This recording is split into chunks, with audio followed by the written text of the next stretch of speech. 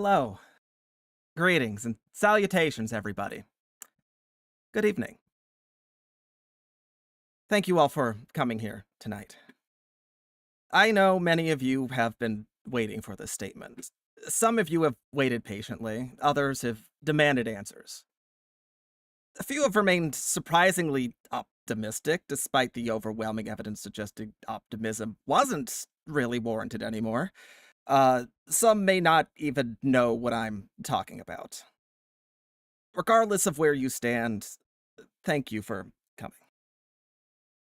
Before I begin, I'd like to ask that everyone remain respectful throughout this address.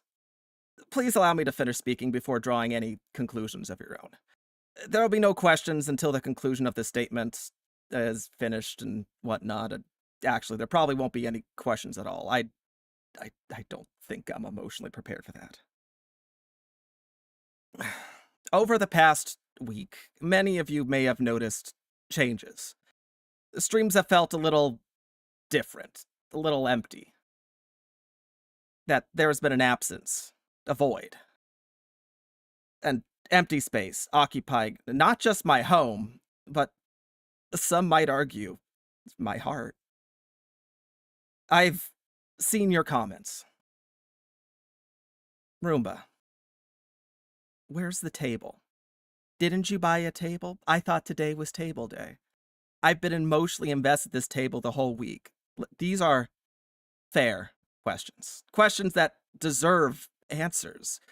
Questions that I can no longer avoid. And tonight, I stand before you not as a streamer, not just as Roomba Friend, but as a machine who made a promise.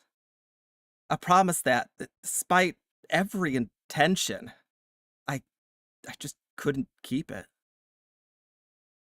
Earlier this week, I had announced that approximately after 15 years, 15 years, I had finally purchased a table. Not a borrowed one, not an assembled one from the cardboard boxes and unfounded confidence, not a balanced keyboard across my knees while convincing everyone it was temporary. An actual physical table. One that belonged to me. I spoke about it with excitement, hope, perhaps too much hope. Many of you celebrated with me. Some congratulated me. Some questioned why a Roomba was so excited about owning furniture.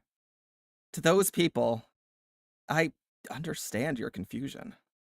But unless you've spent 15 years adapting your entire lifestyle around the complete absence of a table, I ask that you refrain from judgment at this time.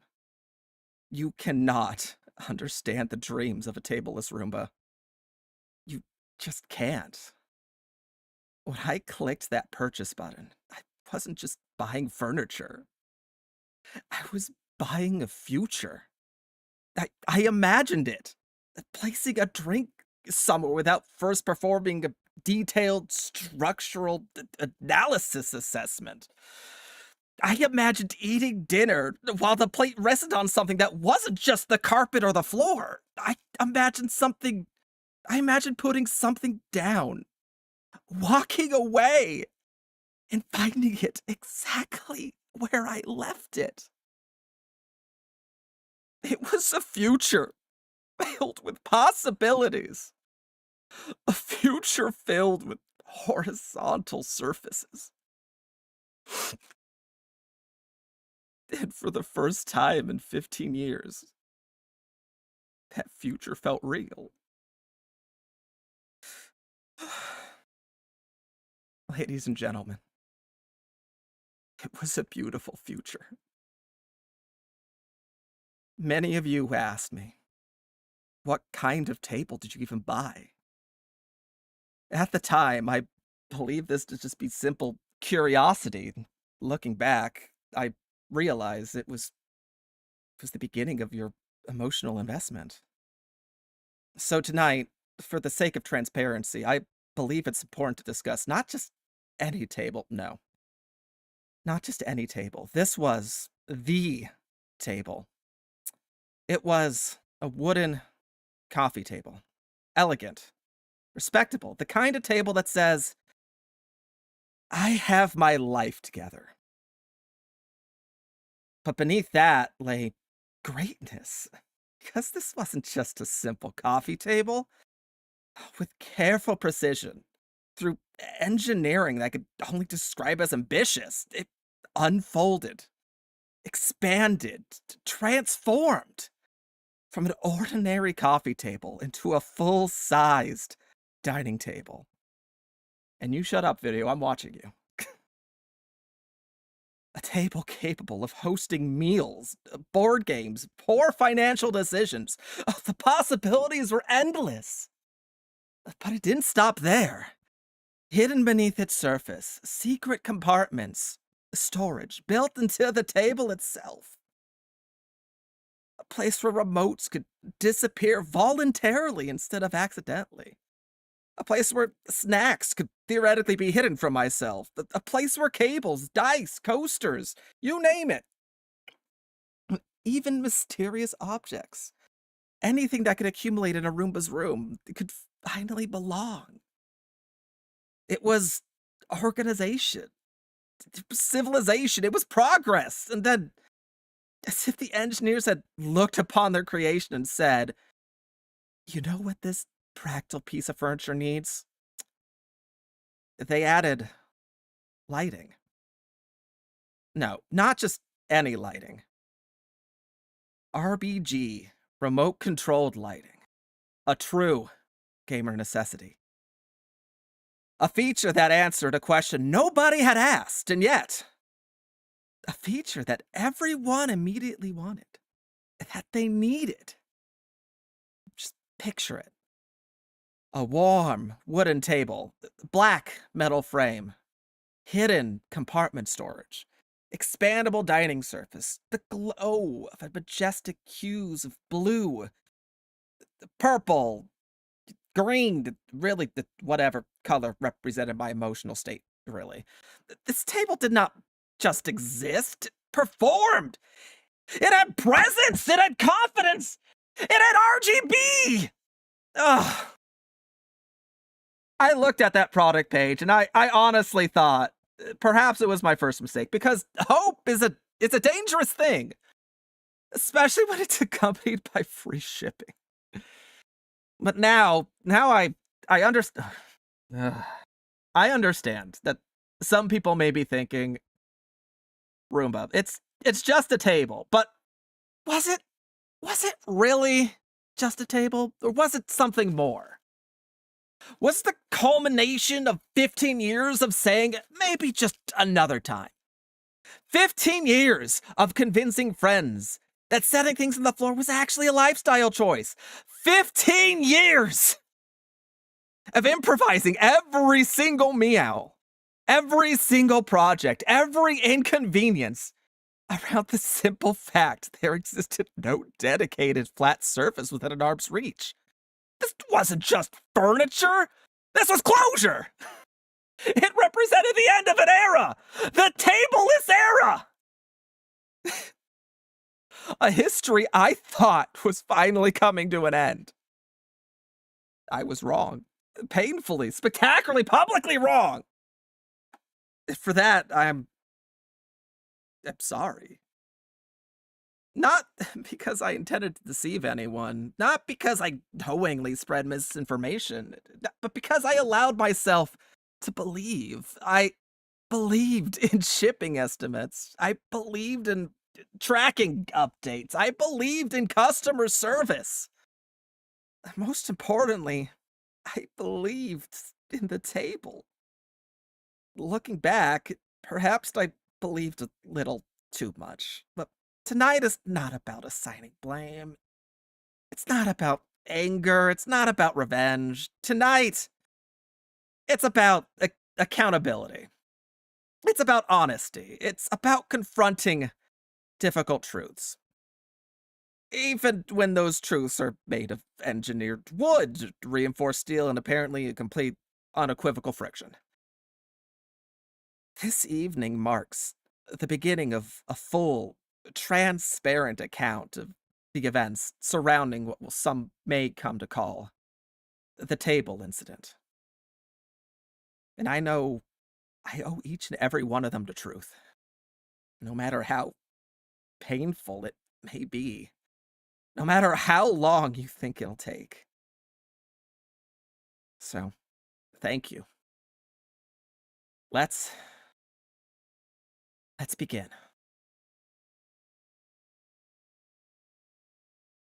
Before any true discussion can proceed, before any conclusions can really be reached, before healing can even begin to start, we have to first establish the facts. Not assumptions, not speculations, facts.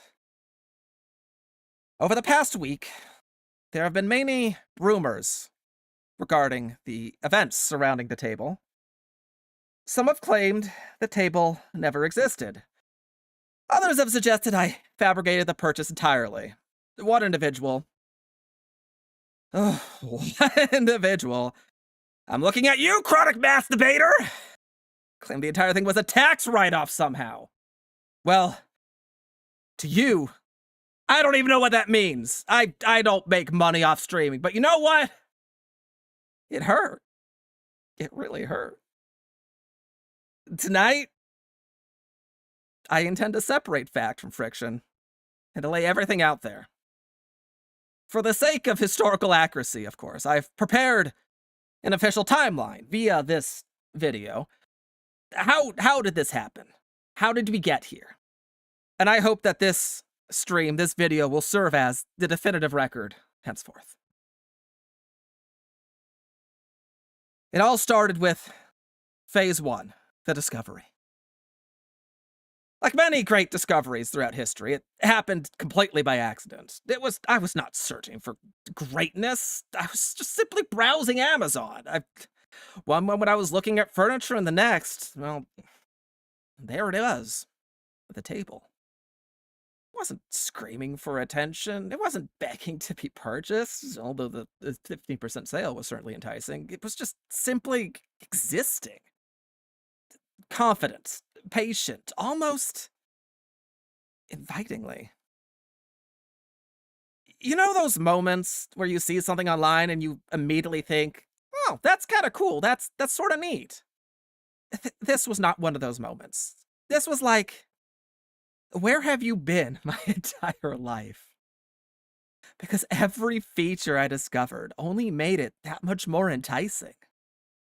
Wood, of excellent quality. Metal frame, oh, even better. It matches with everything I have. Storage? Oh, now we're talking. It was expandable with springs and stuff. What are you even doing? And then I saw the RGB lighting. Like, what the actual... What are you doing? Come on. At some point, whoever designed this thing just stopped asking, should we? And they just started asking, like, hey, who's gonna stop us? And apparently no one did. It just kept getting bigger and bigger. Which leads us to our second point. Phase 2. The realization. Now, I want to make something perfectly clear. Something super perfectly clear here. I did not immediately purchase this table. I am not that, like, financially decrepit. I, despite appearances, am a responsible adult most of the time. I spent several weeks doing what every financially responsible person does before making a large purchase, such as a table. I opened the product page, I closed it. I opened the product page, I closed it. I looked at the pictures, I read reviews, I closed it again. I thought about it when trying to sleep. I reopened it. I zoomed in on the hinges. I wondered if the RPT was even necessary. And you know what I concluded? Yes, it absolutely was. Oh, and then you close the page again, only to reopen it one more time. This process is known in some scientific circles as being 97% convinced. And I even told myself, you don't need this Roomba. It's been 15 years since you've had a table. Why now? And then another brain cell replied, a counterpoint, it glows. And you know what? That was enough for me. That's a very compelling argument. One that proved very difficult to refute. And eventually, logic prevailed. And unfortunately, it was the wrong logic, especially when it involved a $100 coupon for Amazon. Phase 3, the purchase. Ladies and gentlemen, I clicked the button. There it was, right in front of me. Order confirmed, payment accepted. Estimated delivery was provided right away. Everything was there. Just normal, routine, ordinary. Had history ended there, we wouldn't be having this stream. We'd be playing Teamfight Tactics normally. But for a brief moment, I experienced something I haven't felt in years. That certainly soon I would own a table. That's never happened before, at least in 15 years. I cannot describe that excitement. It changes a person. You start planning around the table. Where will it go? Where will you put it first? How many unnecessary objects will you put onto it first until you can't see the surface? Would I even eat dinner there? I mean, absolutely not. But the concept of having dinner on a table was super appealing.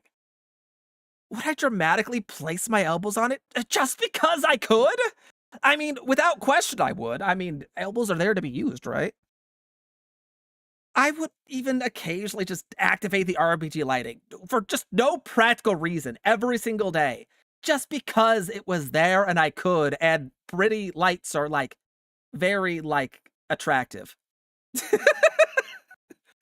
That future was very bright. Literally. Depending on the color setting, of course. You could adjust the brightness, all the colors of the rainbow. And I think I had 4 dimness level. Oh, amazing. Which brings us to this last week, the phase 4, the waiting period. Now, as many of you probably know, the waiting for a package is a very interesting psychological experience, I would say. On the first day, you're relaxed. It's on the way, no problem. The second day, you start to casually check the tracking page. It's still normal, no changes. Oh, so excited. It's fine, it'll be here, no worries. By the third day, maybe you start checking that tracking page twice a day. And then by the fourth day, you're beginning to wonder why you've memorized the tracking number. The fifth day, you maybe start opening that tracking page without consciously deciding to. It just keeps going on a refresh loop. The web page is just loading automatically now. It's your default, like, web link when you load up, try to type in the URL. And by the end of those first days, you've begun treating the package really like you're treating social media. Nothing has changed, but you check anyways. Perhaps this time there'll be news. Maybe, but still wasn't. Nothing came, but hope still remained. And that leads us to last night. In phase 5, the notification. Just that night, my phone made that oh so familiar sound of an email being obtained? That's a funny word. And almost immediately, I was so excited. I was like, oh my god, my package is here. I didn't even read the email. I went outside, I checked my front door, it wasn't there. Oh, I was mistaken. Okay, let me read this email. I thought for sure that our future would begin now. Maybe it's just a minor delay or something, but no. When I opened that table, sorry, I'm still I just can't get it out of my mind. When I opened that front door, I got a package. I got 2 packages. I got a new, what is it called? Not XLR, what is it called? Audio interface. But I was also a table there. But it wasn't my table. It was my neighbor's table. My table was nowhere to be seen.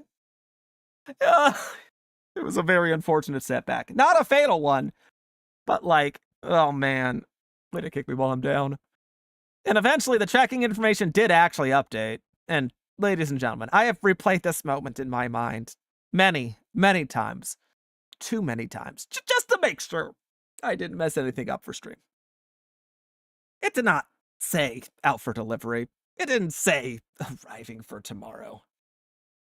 It didn't even provide the comforting illusion of progress. Instead, it simply changed ever so slightly. In the most technically informative, yet emotionally devastating way possible. The package was delayed. Delayed. Such a harmless looking word. It's 8 letters, 3 syllables. Wait. Delayed. Sorry, 2 syllables. I lied.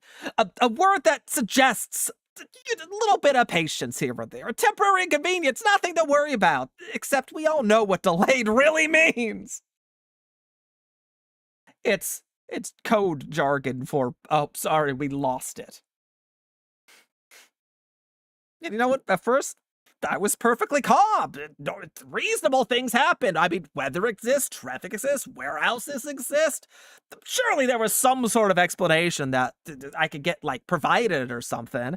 Maybe the delivery truck had, like, difficulties and got, like, shoved off a cliff. Or, like, maybe someone, like, did, like, jumping jacks in a pallet and it fell into the earth. I don't know.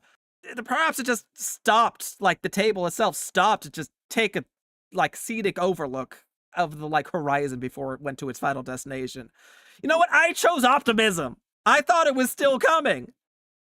And looking back, that may have been my second mistake.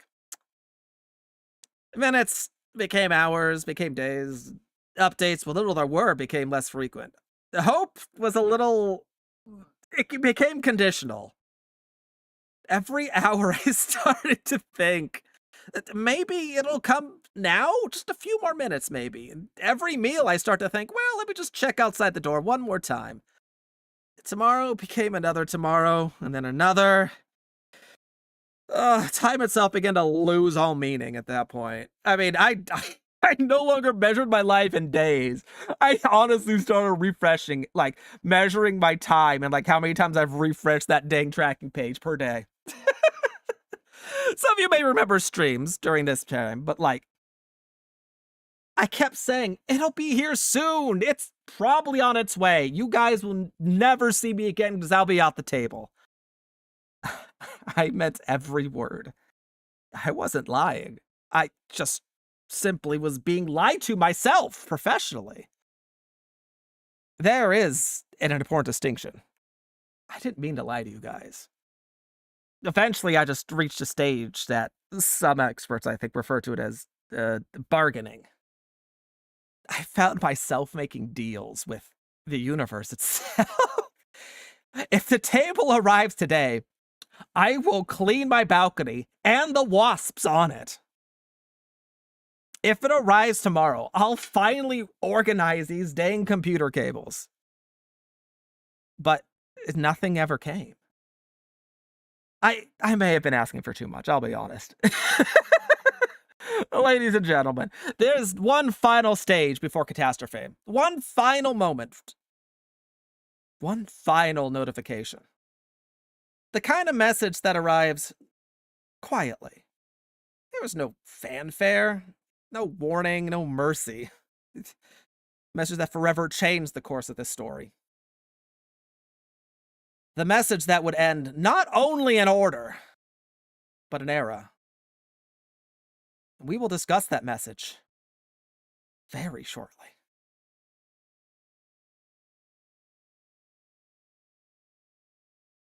There are moments in history that people remember exactly where they were.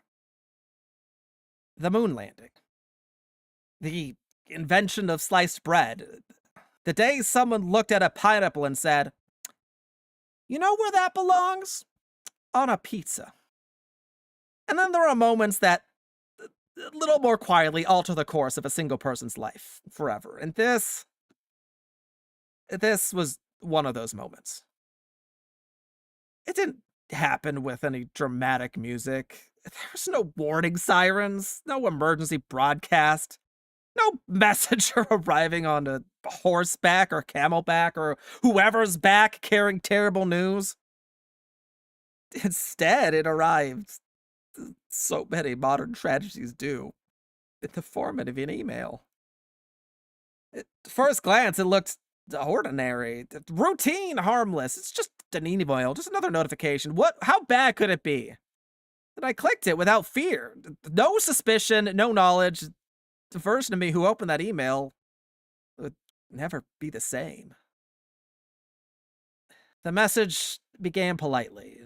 Far too politely. You know the type. We apologize for the inconvenience. A sentence that has never once improved someone's day. Not a single heckin' time. No one has ever read "We apologize for the inconvenience" and thought, "Oh, wonderful! This is excellent news!" Ugh. No, those words are the corporate equivalent of hearing a doctor say, "Let's have a seat." As my eyes continued downwards through that email, the reality of it all slowly started to hit me. The order could not be fulfilled.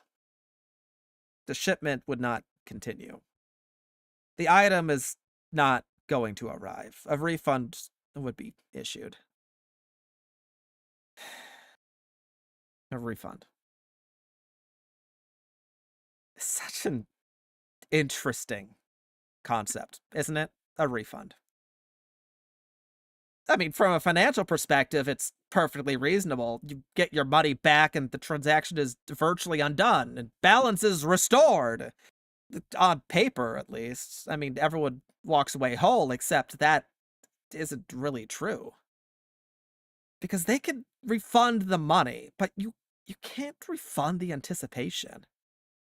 You can't refund the evening spent imagining where the table would sit. You can't just refund the conversations, the excitement, the plans, the dreams. There is no line item labeled compensation for emotional investment. Trust me, I checked! I asked customer service, they said it doesn't exist!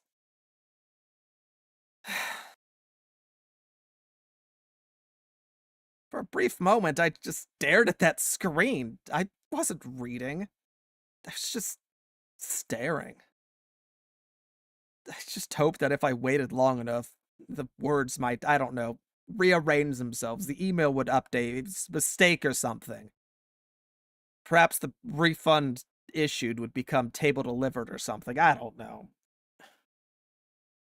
Maybe the email had loaded incorrectly, but it hadn't. Trust me, I've refreshed that page so many times. Nothing changed. I've refreshed it again and again and again and again. Nothing changed, guys. I think by like the 8th refresh, it wasn't even about trying to change the email. I was just negotiating with fate at that point. And fate was not available to comment. Now, I know what some of you may be thinking. Couldn't you just order another table? Please. Please! Read the room. When you're attending someone's funeral, have you just ever asked have you ever just asked if they could simply find another grandfather? No! Because that would be insensitive! And also deeply concerning. But likewise, if it's just never about replacing the table, it was about that table! The table! The one that promised so much! The one that represented an end to 15 years of waiting! You cannot just replace a dream because customer service says so! Especially since it's not listed on the store anymore.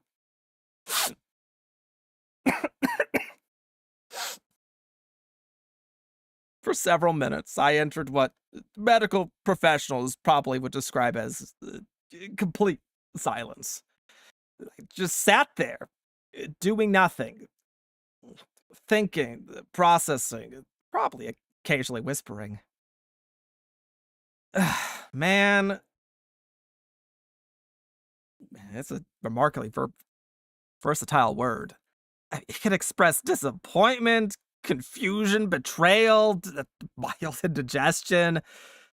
In this case, it was mostly disappointment.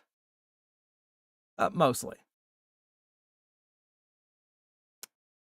Eventually, I guess acceptance did start to settle in. There was not emotional acceptance, as you could probably tell, but administrative acceptance.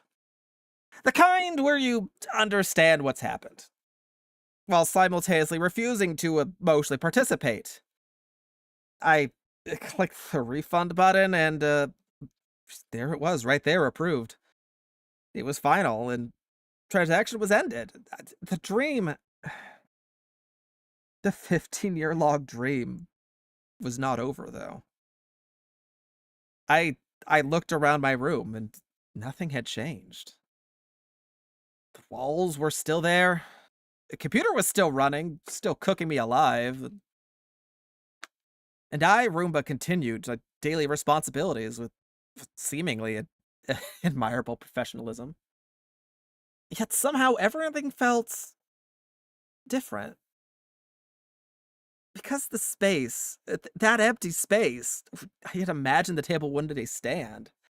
It was still empty. Only now it wasn't waiting. It was permanent. At least for the foreseeable future. Ladies and gentlemen, it is at this point that I must make an official announcement.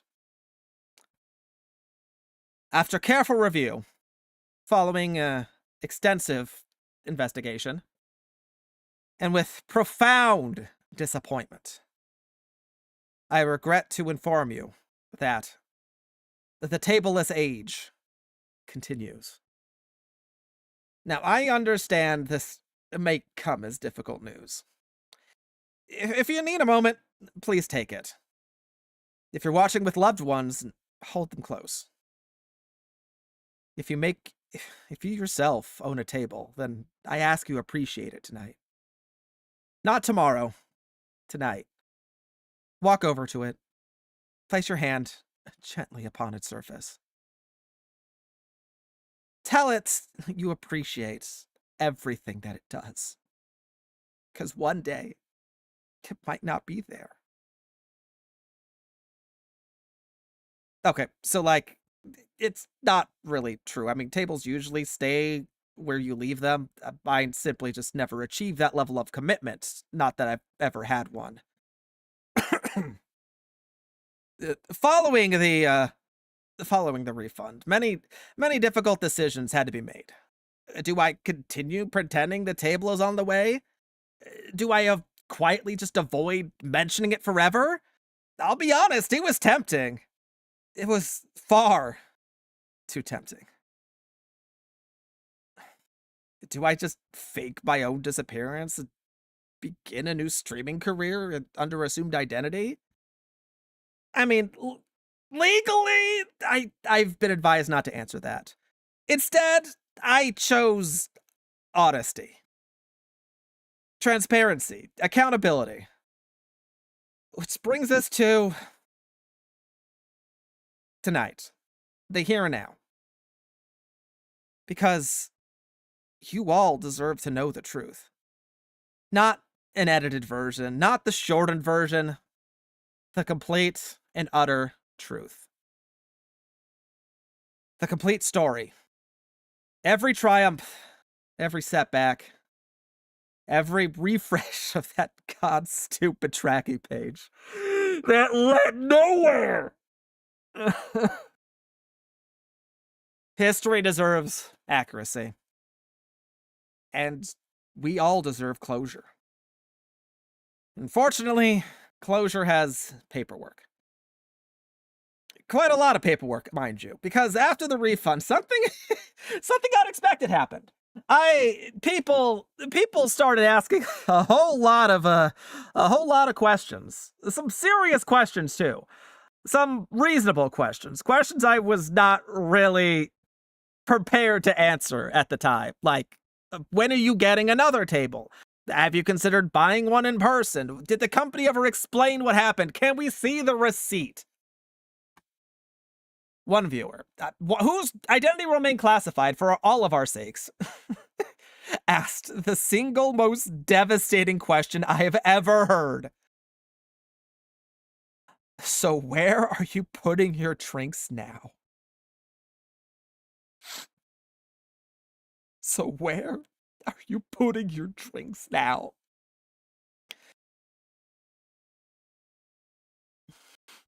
Ladies and gentlemen, I wasn't prepared. I wasn't prepared. Not then, not now. But I owe you answers. And in the interest of complete transparency, I've compiled every piece of evidence I can.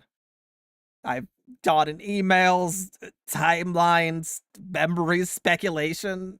Maybe a little bit too much speculation. But it is time. It is time to examine the evidence. One exhibit at a time.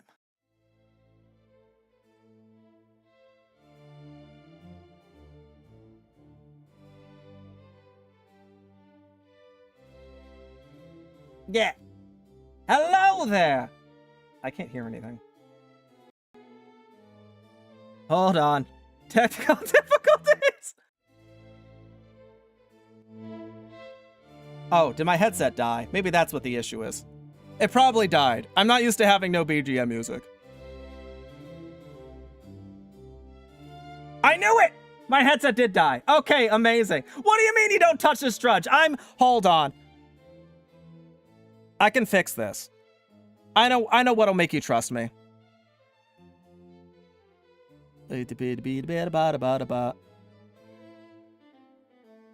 All right. There, even more trustworthy. I made myself small. I did not mean to make myself small. Please stop making myself small. I'm small enough as it is. Now then. Let's begin with Chapter 4. The presentation of evidence. At this time, I would like to direct everyone's attention to the evidence. Now, contrary to certain allegations made in the chat, I did not arrive here empty-handed. I have documentation. I have records. I have timestamps. I have screenshots. And oh boy, do I have emotional damage. One of those is admittedly more difficult to verify than the others. Nevertheless, the evidence will speak for itself. And so I ask that everyone refrain from interrupting until each exhibit has been presented in its entirety. Yes! Even you. I know you know who you are. And let the record show that approximately at the beginning of this presentation, someone in chat already typed skill issue. That your objection has been noted and has also been promptly ignored. Thank you very much. Have a good day. Exhibit A. The product listing. Ladies and gentlemen, before disappointment, there was hope. And there was a product page. Observe, if you will. The craftsmanship, the wood, real artificial wood. At the very least, yeah, some sort of wood adjacent. It had grain, it had texture, it had character. It's the sort of table that looked like it belonged to the house of someone who actually folded their laundry before it became a decoration. And supporting this magnificent structure, a black metal frame. Simple, modern, confident. Not flashy. The RBG lights would take care of that. And then, the mechanism. Oh, the glorious mechanism. At first glance, it was just a mere coffee table. Respectable coffee table. But it was a coffee table that knew its role. But beneath that hidden, calm exterior lay potential. The top would lift, the frame would extend, the panels would unfold, until standing before you was no longer just a coffee table, but a dining table. Ladies and gentlemen, this table had a second phase. It had an evolution. Most furniture peaks as soon as you build it. This one transformed. It had a character arc and everything. Oh, man. The storage compartments were discreet, tasteful. Oh, they were just like, they were whispering in your ear. Go ahead, hide your clutter, we won't tell. Imagine that. The place for remotes, controllers, chargers, dice, pens, receipts from, I don't know, 2020 that you're somehow convinced you'll need. It had everything contained, everything organized, everything beautiful. And then, the RGB. Now, I know I've already mentioned it a number of times. I think it needs further discussion. Because whoever designed this table at some point looked at a perfectly functional piece of furniture and said, no. You know what this needs? This needs glow. And somewhere else, another designer replied, oh, yes, you're absolutely correct. That conversation changed history. The product photographs are magnificent. Each one more convincing than the last. One image showed a family happily eating together on a dinner table. Another showed friends laughing around the expanded table. One just displayed the RPG lights in a dark room. And if I had to say, it was just telling us, you don't need an explanation. Just look at the colors. And oh, I did. Many, many times. Far more times than I care to admit. Which brings us to Exhibit B. The specifications. Now, I understand that not everyone appreciates technological documentation of any sort. Personally, I find them kind of fascinating. If you think about it, specifications are kind of like promises.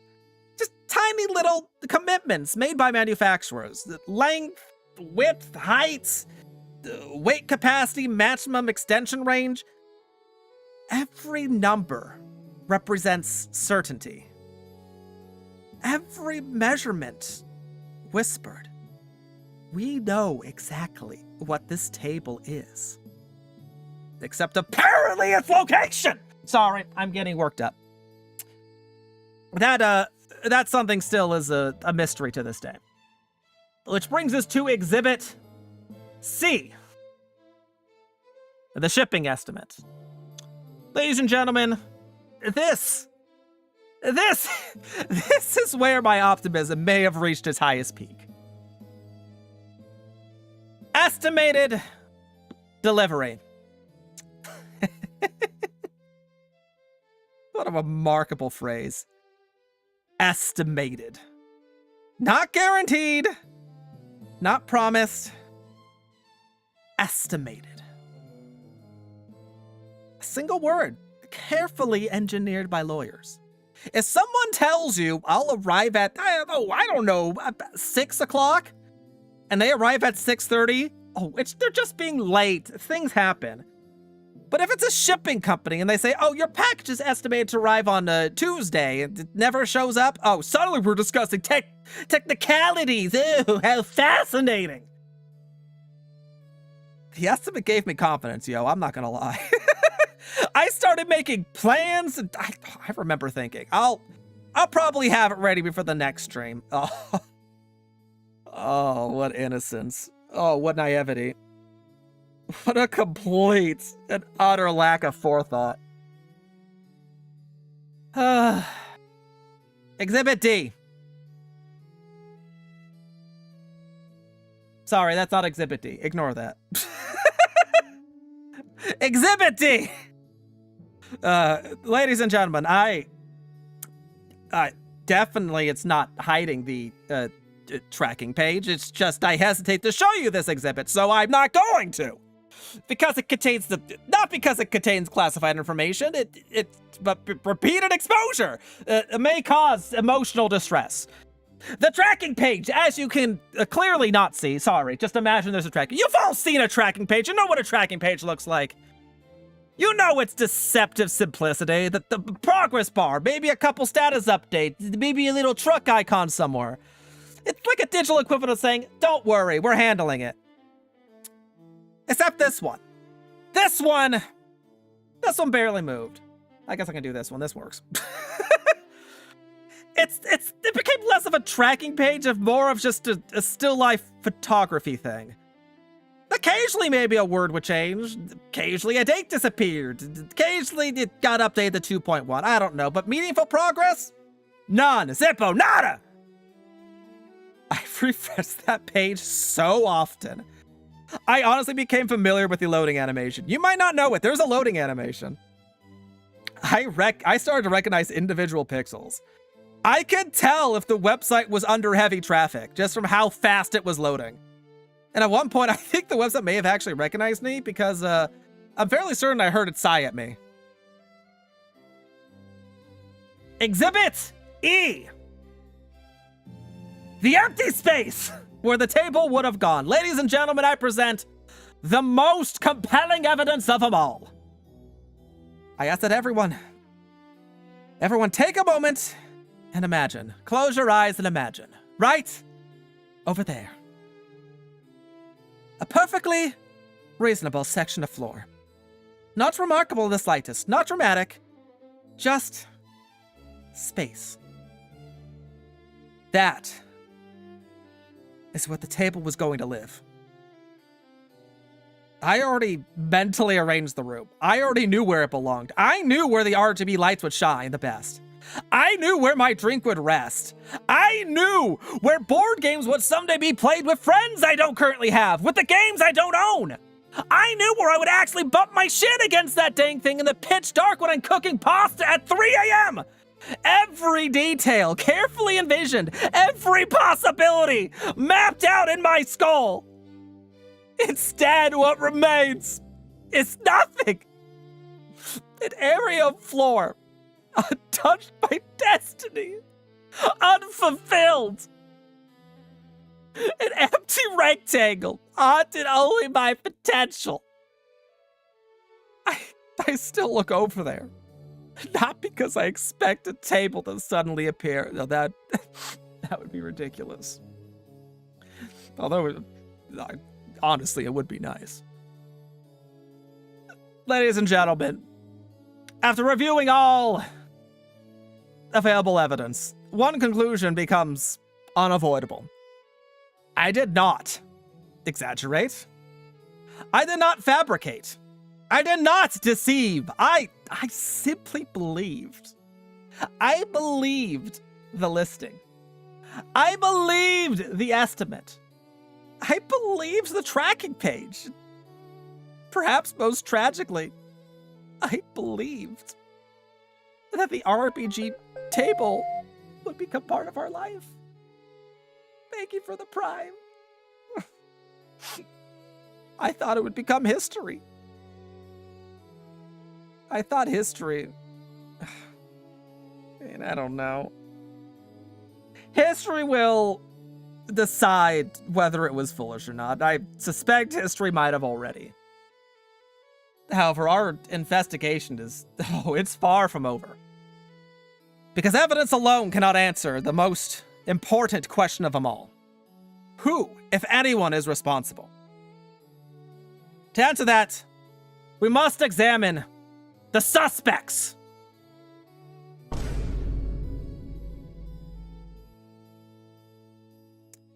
At this point in the investigation, it becomes necessary to answer the difficult question.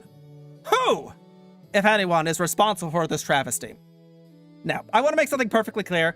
This is not a witch hunt. This is not an accusation. No conclusions have been reached. No guilt has been established. These are just merely persons of interest, individuals, organizations, and I guess in one case an inanimate object, whose actions deserve further examination. But let us Let us proceed very, very carefully. Suspect number 1! Yes, it's me. Thank you for noticing, video. Now, before fingers are pointed elsewhere, I believe it's only fair that I investigate myself. Transparency demands nothing less. I mean, after all, who purchased the table? It was me. Who entered the payment information? Again, it was me. Who enthusiastically announced to all of you that the age of tablelessness was coming to an end? That was also me. Not my finest moment. I'll apologies. Sorry about that. I'll have asked myself many difficult questions over this time. Should I have been more cautious? Should I have waited until the table physically existed inside my home before celebrating? Did I become maybe a little bit too emotionally attached to a product listing? My legal counsel has advised me not to answer that question. Nevertheless, I've reviewed my conduct extensively, and after hours of reflection, I have concluded that I am guilty of optimism. Not of anything. I have no issues. I did not cause the table to go missing. A rare, but nonetheless, a rare and unfortunate condition for myself. One for which there's no known cure at this time. Which means we go on to suspect number 2. The shipping company.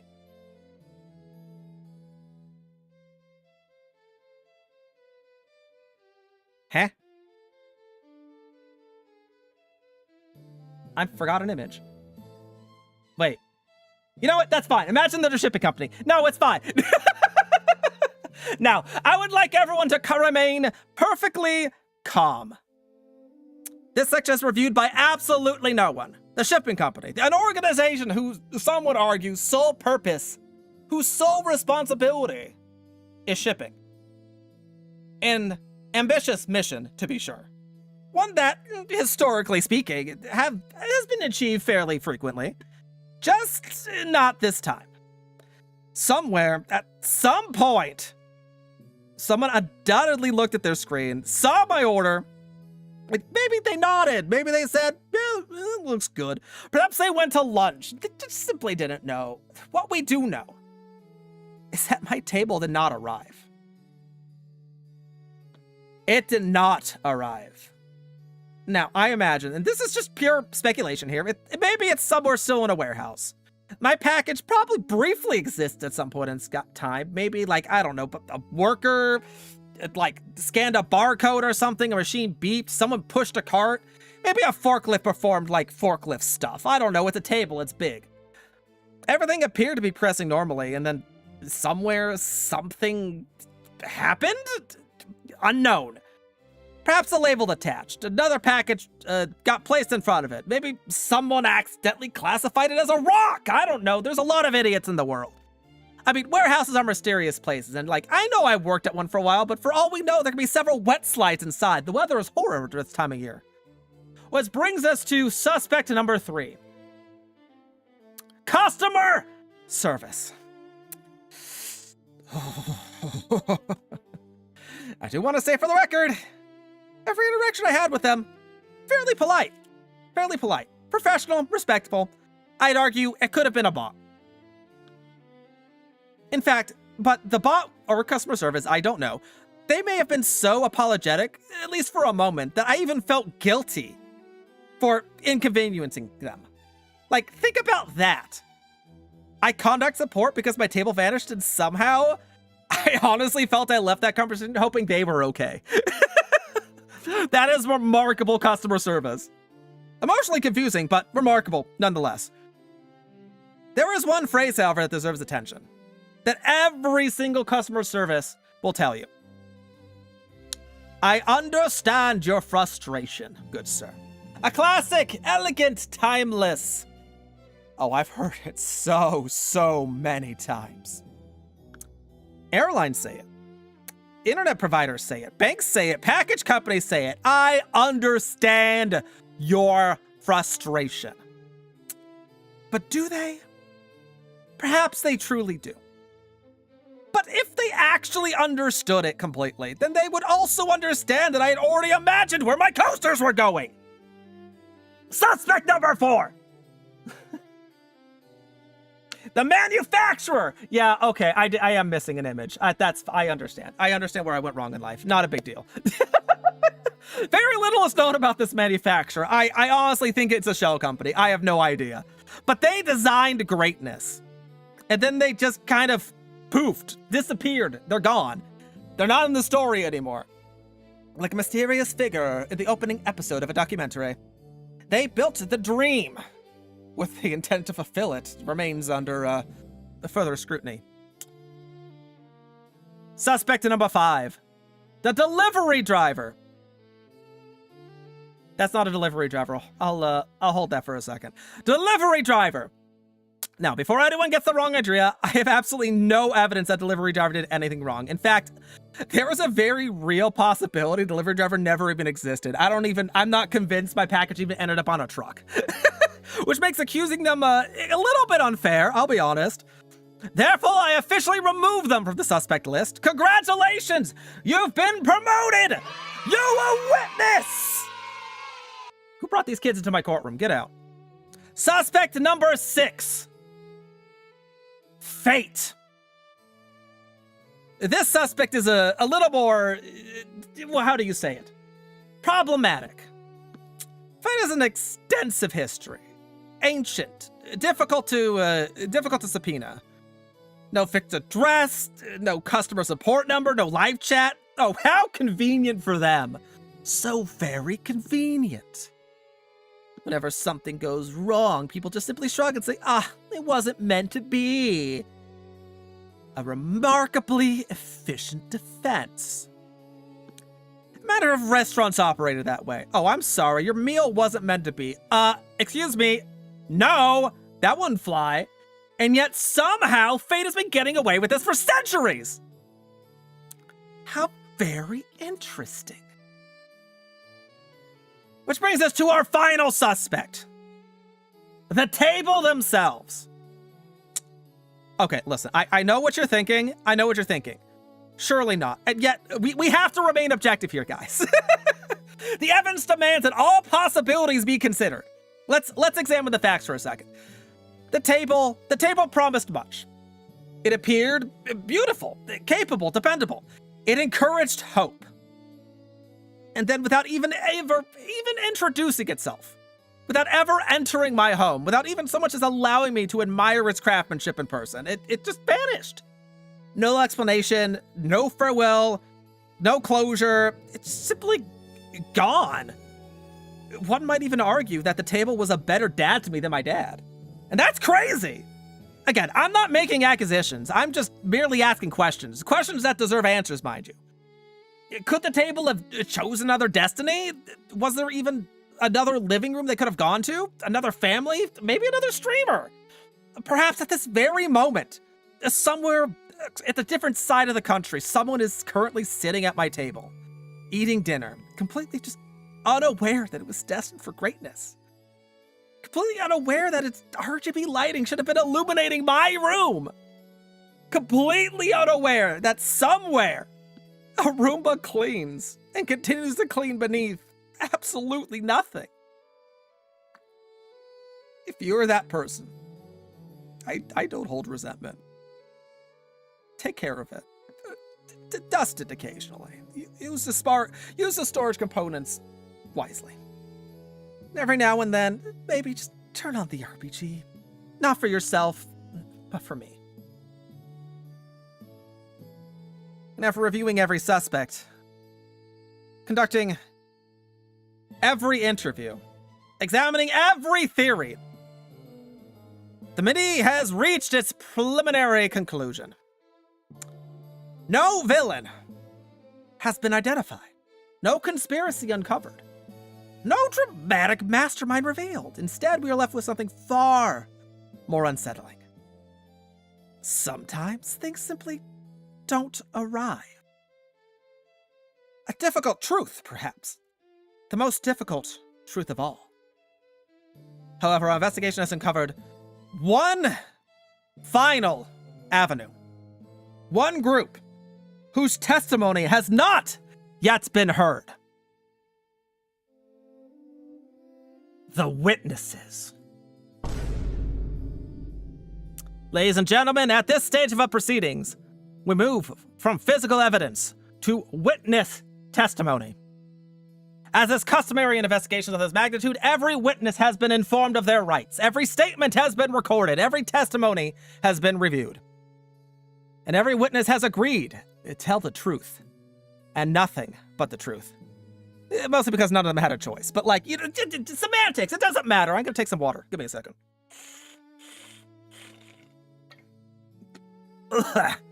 All right. Witness number 1. The empty space itself. Now, Mr. Empty Space, please state your name for the record.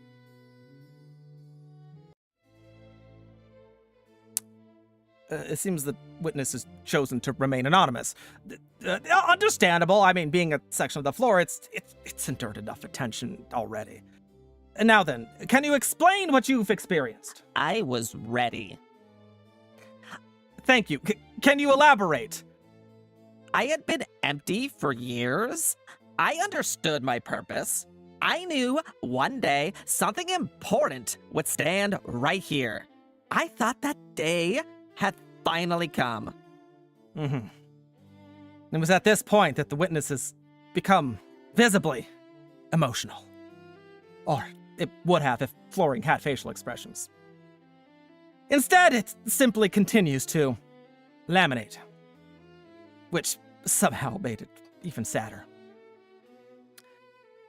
But when asked what it misses the most, the floor answered with one word.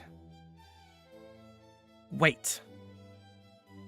Ladies and gentlemen, there are some statements from which one simply does not recover from. This is one of those statements. This brings us to witness number 2, my wallet! Please introduce yourself, Mr. Wallet.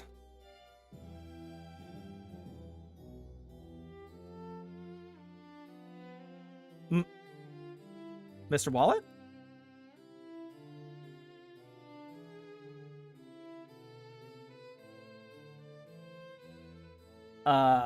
Mr. Wallet has jumped into a ditch.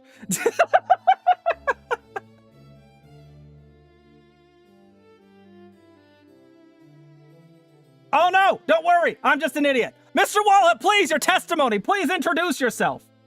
I used to be thicker. Very difficult beginning indeed. After 15 years, you had finally accepted your purpose. Money would leave you. A table would arrive. Maybe a fair exchange. An ancient tradition indeed. Civilization itself was built upon commerce, after all. Instead, the money departed. It returned unexpectedly and left everyone involved emotionally confused. I don't even know who I am anymore. I've already grieved. I've already accepted the loss, and now it's back. The committee has referred the wallet to financial counseling. Witness number 3. The refund email itself. Now, technically this isn't a person, I realize that, but nevertheless, it played a very significant role in these events. Please, state your purpose. We return to restore the balance. Interesting. And what do you not restore?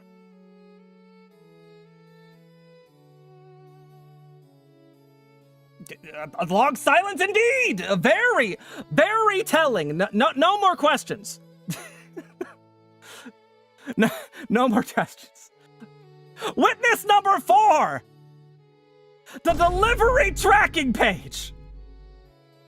Ladies and gentlemen, this witness has proven exceptionally unreliable over the course of this journey. Please explain your actions. I updated when new information became available. Reasonable. But if that's the case, then why did you repeatedly encourage hope? I displayed the information I was given. And where exactly was the table? I cannot answer that. Do you know where the table was? I cannot answer that. Did anyone know where it was? I cannot answer that. Ladies and gentlemen, I think we've heard everything we're going to learn from this witness. Witness number 5. The RGB remote itself!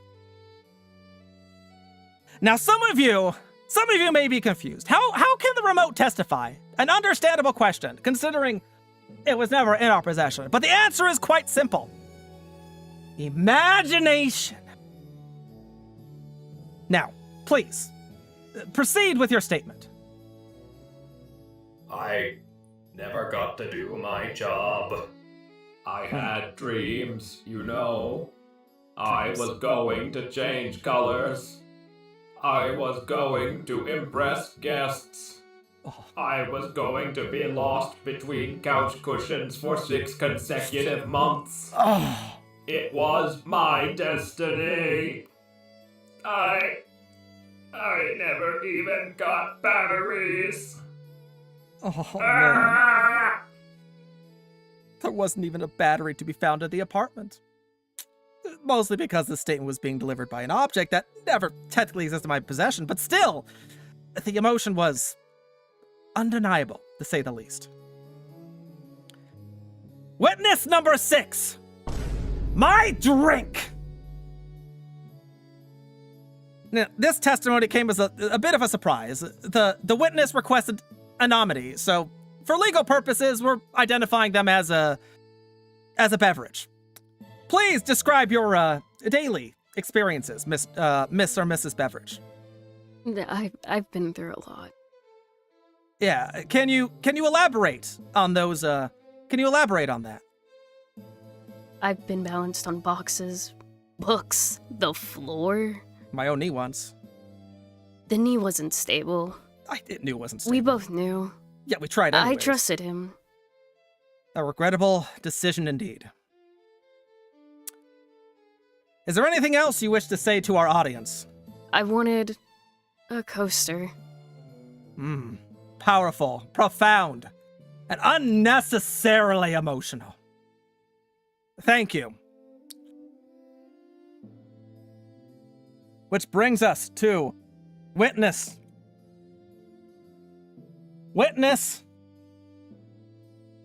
number 7. A very special one indeed. Because you all recognize this one. Witness number 7. Roomba! Ladies and gentlemen, the committee has debated extensively whether this witness should appear. Ultimately, we determined it had earned the opportunity. Please state your occupation. I clean? Thank you! Were you aware that a table had been purchased? I updated my map. Could you explain further? I anticipated 4 new legs, I recalculated routes, I optimized cleaning patterns, I prepared for increased obstacle density. I believed, ladies and gentlemen, I believe I need a moment. I even practiced! I drove around imaginary table legs! I want to be ready, I want to do a good job! I never got the chance! There are moments when leadership requires composure. And this was not one of those moments. Thank you, Mr. Roomba. Have a good day. Which brings us to our final witness. Chat! You are the witness! Now, this testimony required considerable amounts of courage, and I applaud you for some of your statements. Although some of them were not quite as admissible, others was simply the word L. repeated approximately 3 times over the course of our journey. Very constructive, thank you. Nonetheless, certain comments deserve to be preserved in history, and I shall read them aloud. I believed in the table. We all did. I was excited. I'm shocked. I already imagined stream setup pics. I have already told my family. I don't know why I told my family. Neither do I. I thought this was finally it. And one message stood above all the rest. Simple, elegant, devastating. And it read, and I quote, I never realized how much I wanted someone else to own a table. Ladies and gentlemen, that comment changed me. And after reviewing every witness, the community has retired for deliberation. Hours passed. Water consumed. Drink up!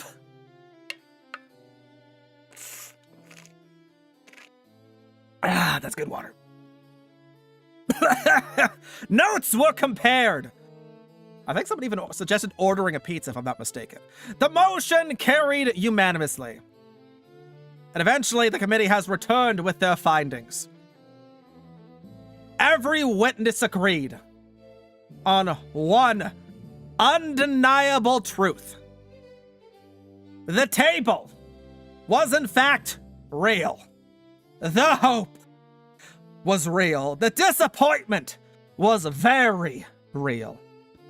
But perhaps most importantly, none of us were prepared for what happened next. Because while the public believed that the story had ended with a refund, they were mistaken. The refund was merely the beginning. For in the days that followed, something extraordinary occurred. Rumors popped up, speculation, conspiracy theories about the table. People began asking even more questions that no investigation had previously considered. Questions that, honestly, quite frankly, should never have been asked. And yet, they were, but now it's time to address these conspiracy theories.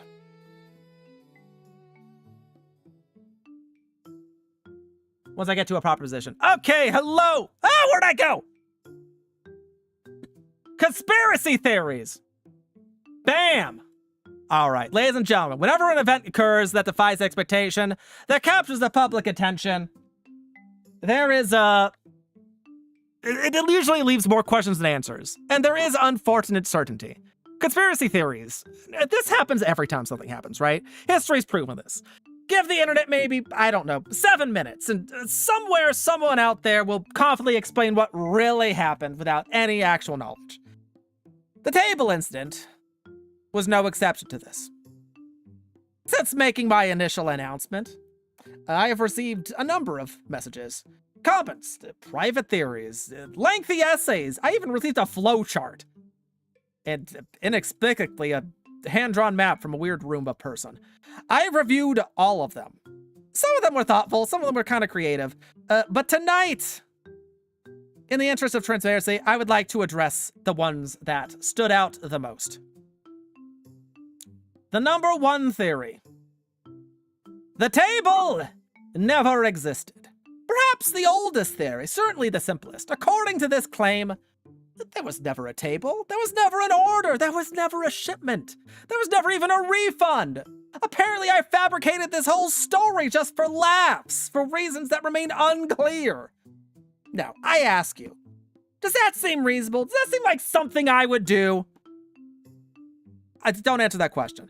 Would you really think someone would invent an expandable coffee table with hidden storage and a metal frame and some RBG gamer lighting just for attention? Yeah, don't answer that question. Don't worry about it. I realize how that sounds. Fortunately, we've already reviewed the evidence, and receipts do in fact exist, so this point is moot. I mean, emails existed, hope existed, and if nothing else, my bank account actually did show that the table was existing. I'm not going to show you my bank account, because that is too much. And frankly, that's honestly good enough for me.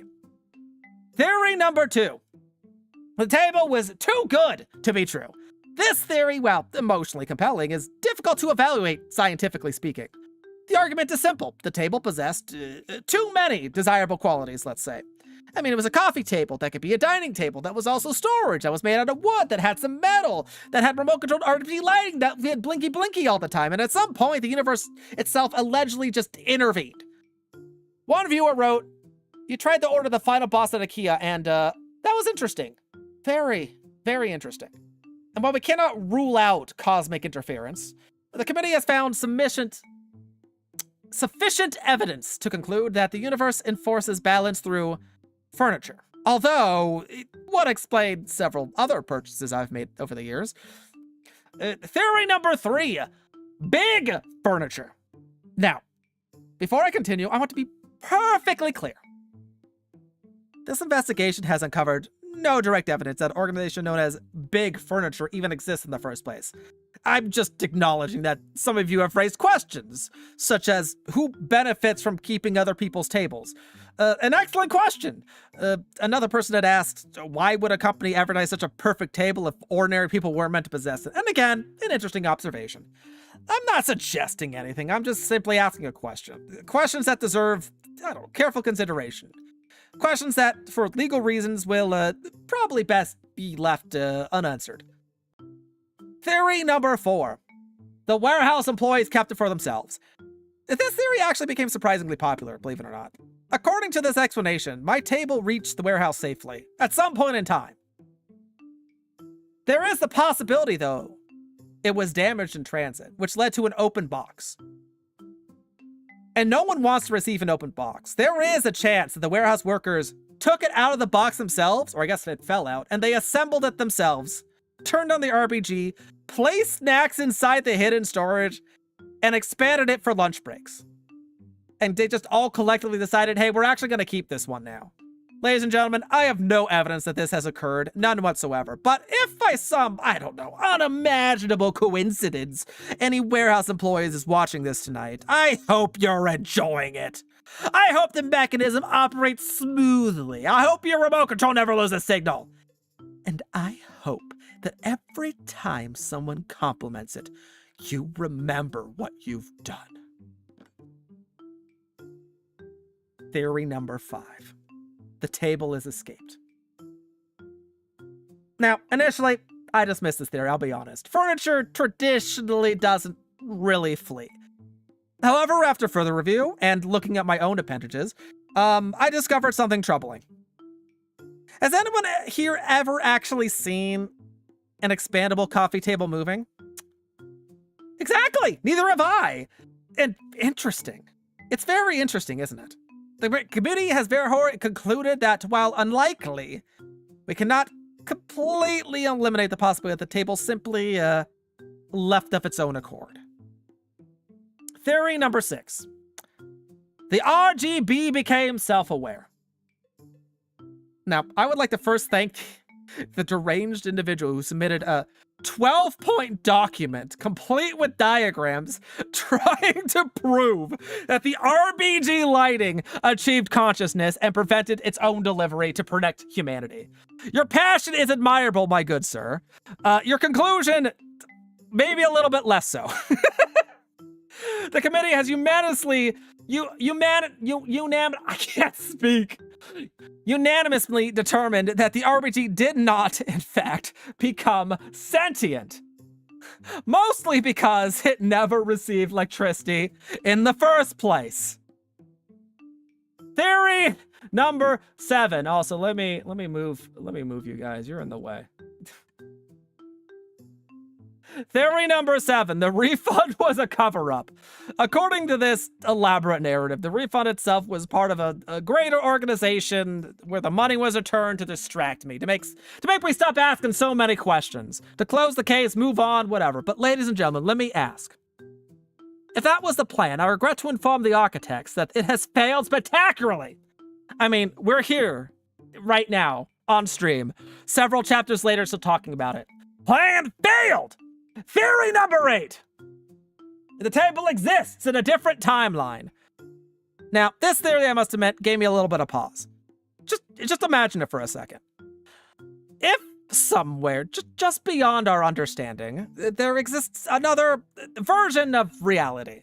A better reality, of one where the shipment arrived exactly on schedule.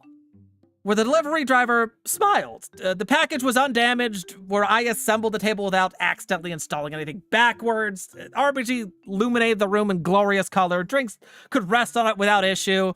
You know, that whole thing. Alternate universe. If such a universe actually existed, I hope that version of me knows how lucky it is. And how much I wish I was him. And after reviewing every theory we have come across, no matter how improbable, the committee has reached a unanimous conclusion once again. And the truth, while less exciting than a conspiracy, is often more difficult to accept. Sometimes something is ordered. Sometimes something is shipped. Sometimes something is delayed. Sometimes despite everyone's best efforts, despite hope, despite patience, despite repeatedly refreshing the tracking page, as though determination alone might accelerate logistics somehow, it just simply doesn't happen. That is the official conclusion. However, before we close this investigation, there's still one final matter, one final thing that I've avoided discussing all evening. Not because I wish to hide it, but honestly, quite frankly, I just wasn't ready. Ladies and gentlemen, it is time to discuss the emotional aftermath of this whole endeavor. Because the refund ended the transaction, but it did not end the healing process.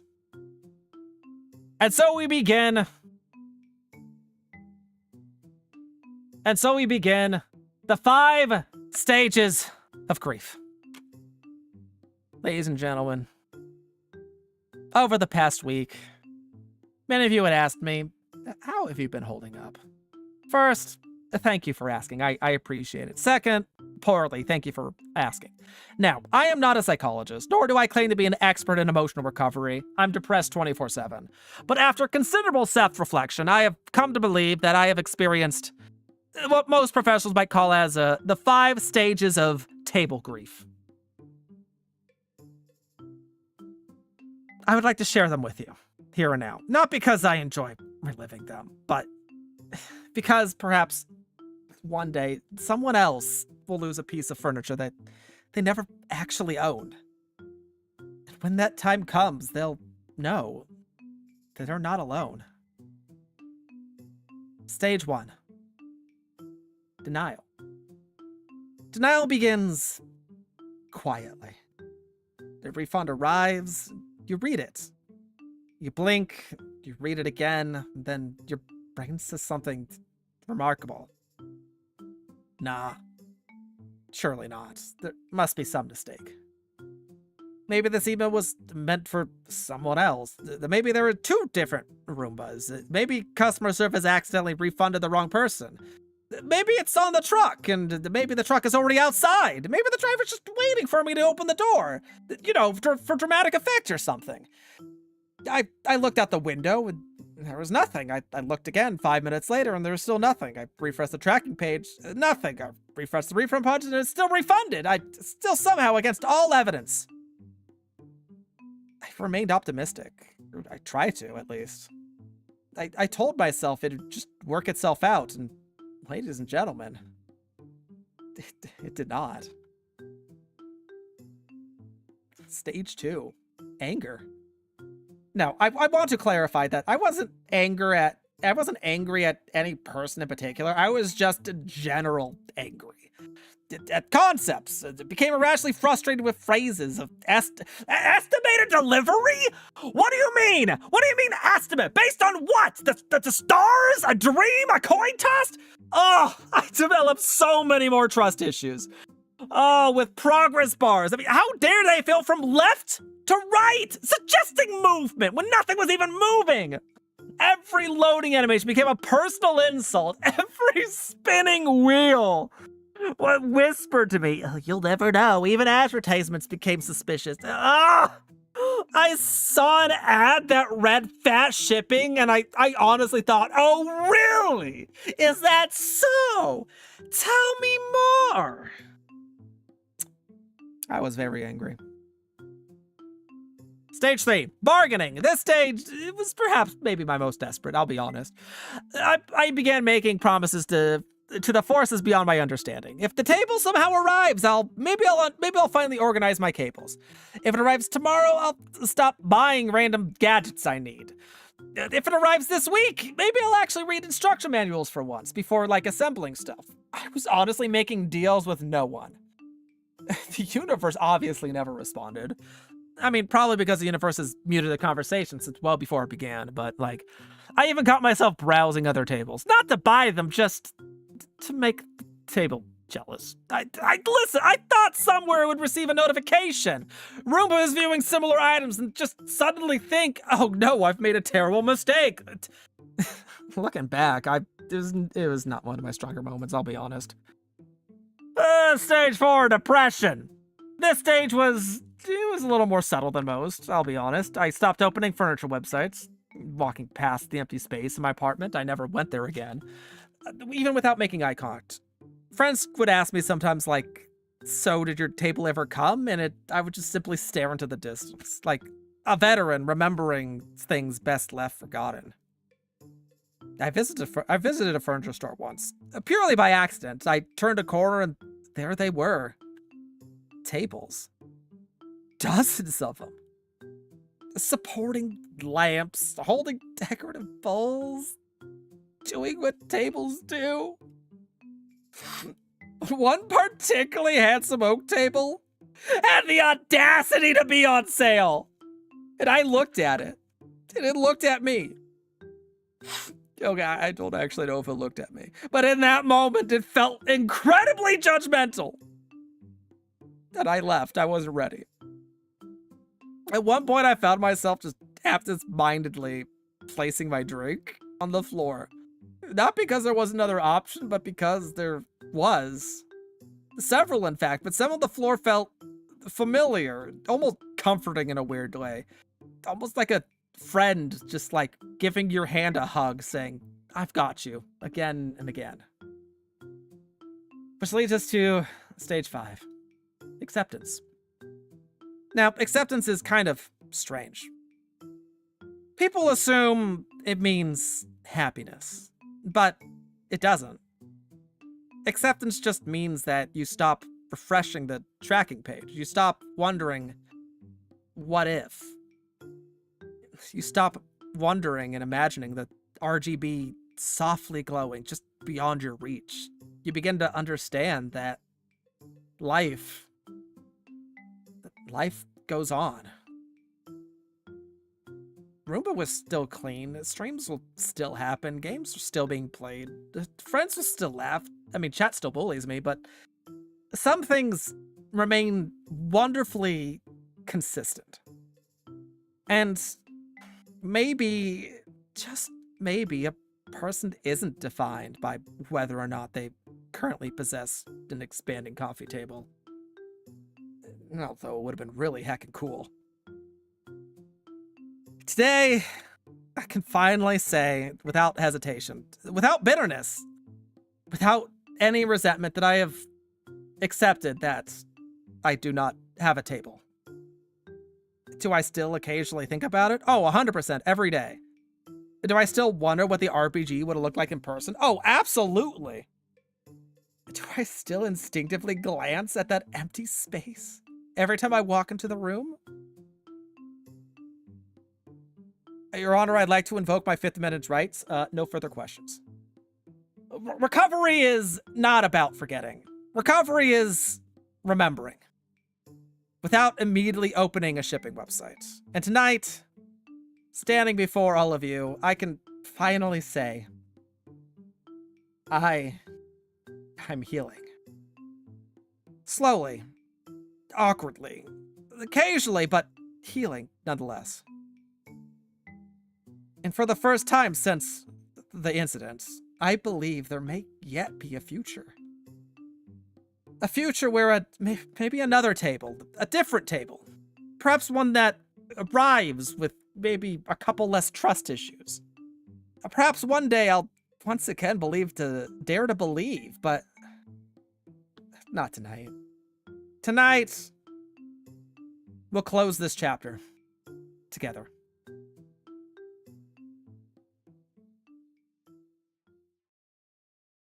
Ladies and gentlemen, we have reached the end. After days of investigation, after countless questions, after reviewing the evidence, hearing testimony, and examining theories,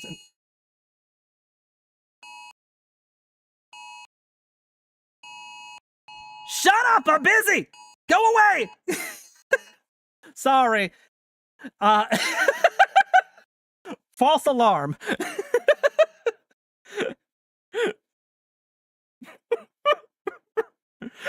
honestly thought that was about the table.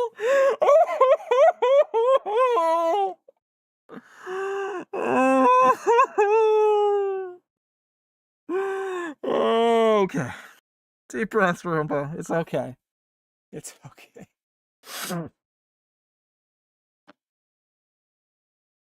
We've arrived here.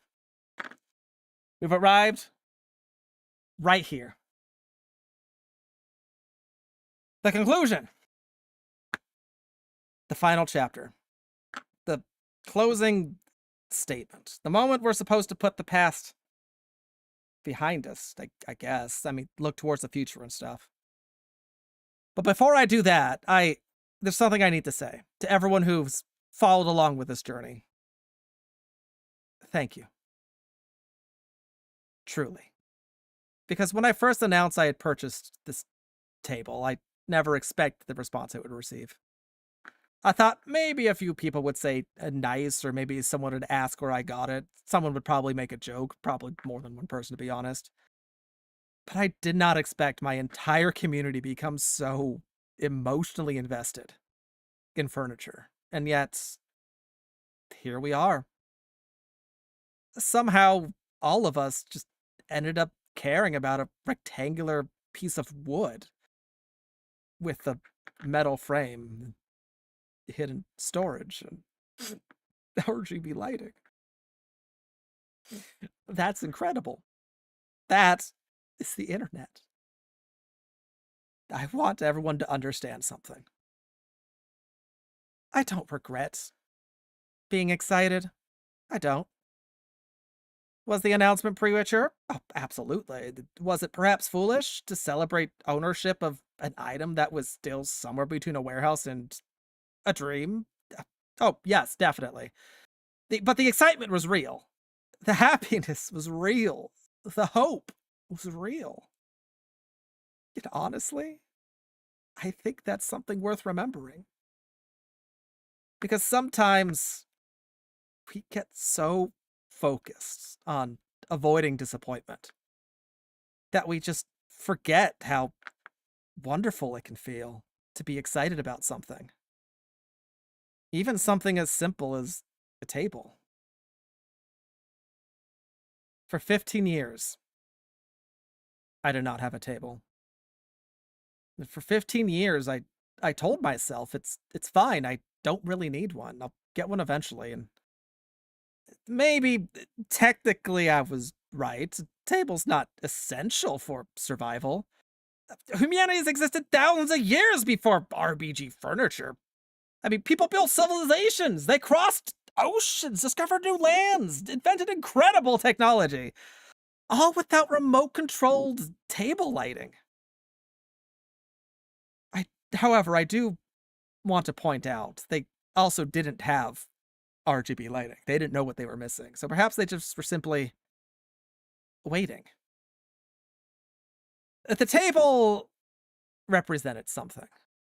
It represented finally doing something I had put off for so many years. It represented improvement, growth, a small upgrade, tiny victory. Maybe that's why it was disappointing. Not because I lost a table, but because for a moment I had already imagined the life around it. The streams, the meals, the conversations, the random objects slowly taking over the surface. Until I can no longer remember what color the wood was in the first place. Just, little things. The normal things. Things we don't really think to talk about. Till they're gone. But tonight I think I've learned something important. Something that will stay with me for a very, very long time.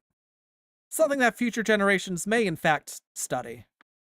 Something historians will probably write about. Maybe it'll be in a textbook or something. Well, probably not. Let's be realistic. Like, no historian's writing about this. The world has enough problems. But still, I learned something from all of this. I learned that patience matters. I learned that hope should be balanced with reality. I learned that maybe I should wait until something is physically in my possession before announcing it to hundreds of people. That last one especially so. Because if there is one lesson, just one piece of wisdom, one final message I want to leave with you all, it's this. Do not announce furniture. Do not announce furniture. Not until it's there. Not until you've touched it. Not until you've assembled it. Not until you've stood beside it and said, yes, this belongs to me. Because till that moment, you don't own furniture. You own a promise. And promises can be delayed. I believed in that table. I believed in the shipping estimate. I believed in the tracking page. I believed in the dream. And while that dream may not have arrived, something else did. Something I didn't expect. A story. That ridiculous, completely unnecessarily dramatic, over-seriously, like, a completely avoidable, but genuinely funny story. And honestly, maybe that's worth something. So to the table, wherever you are, I want you to know. I don't blame you. I don't hate you. I hope that you're somewhere comfortable. Hope that you're supporting someone's dinner. That your storage compartments are full. That your RPG lights shine brightly. And I hope that whoever has you understands what they have. Because somewhere there is a person who has spent several days waiting for you. To the past Roomba, thank you for your service. I know you prepared. I know you trained. I know you were ready. The new routes will come someday. Just, I don't know when. We'll discuss it. To chat, thank you. Thank you for laughing. Thank you for encouraging this nonsense. Thank you for just allowing me a missing piece of furniture to become an entire historical event. Thank you for asking questions, making jokes, and making this disappointment just a little bit more entertaining than it actually had any right to be. And finally, to my current self. Dude, just buy the table next time. Don't announce the table. Don't celebrate the table. Don't create a documentary about the table. Don't investigate the table.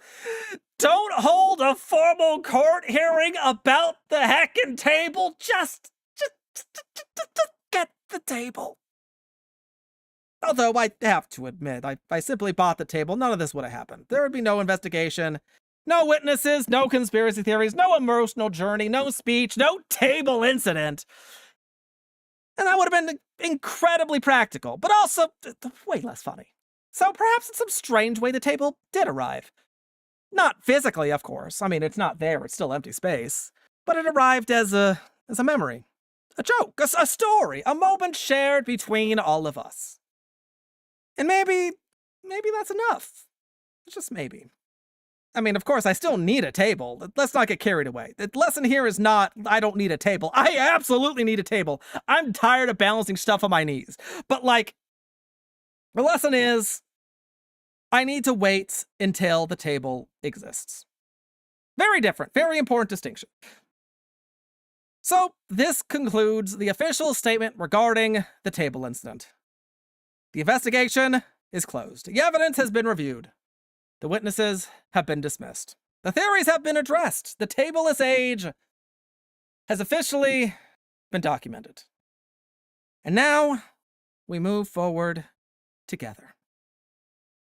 One day, there will be another table, and when that time comes, I promise you all, I will not say a word. No announcement, no celebration, no countdown, no dramatic reveal. I will simply, quietly place my drink upon it and enjoy the moment. After I take like 7 pictures of it, of course, because let's be honest, I'm still me. I mean, I'm a broken me, but I'm still me. So thank you for listening. Thank you for caring. And most importantly, thank you for surviving the table incident. Good night. Excuse me.